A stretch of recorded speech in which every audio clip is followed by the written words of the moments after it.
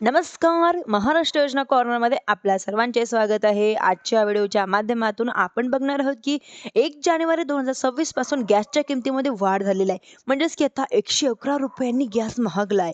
अशा प्रकारची बातमी काही प्रसाराच्या माध्यमातून देण्यात आलेली आहे. यांच्यामध्ये सर्वसामान्यांमध्ये एक संभ्रमाचं असं निर्माण झालेलं आहे वातावरण.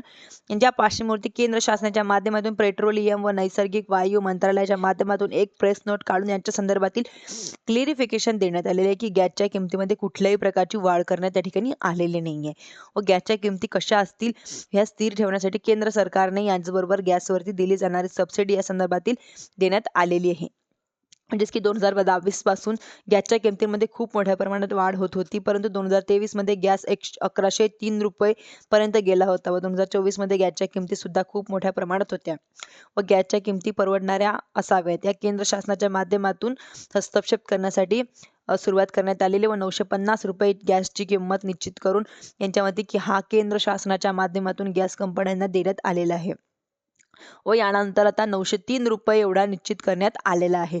ज्यांच्यामध्ये ₹903 दिला जाणारा जो गॅस सिलेंडर होता तो सर्वसामान्य जे काही गॅस उपभोक्ते आहे त्यांना आता असतील त्यांना 853 मध्ये दिला जाणार आहे व ज्या उज्ज्वला गॅसवाल्या आहे त्या महिलांना अशा महिलांना हा गॅसमध्ये आता ₹53 मध्ये दिला जाणार आहे व यांच्यामध्ये 12,000 कोटी रुपयाची रक्कम ही सबसिडी स्वरूपात आता कंपन्यांना दिली जाणार आहे व या किमती स्थिर ठेवण्यासाठी आता विपणन कंपन्यांना 30,000 कोटी रुपये म्हणजेच की देण्यात आलेले आहे.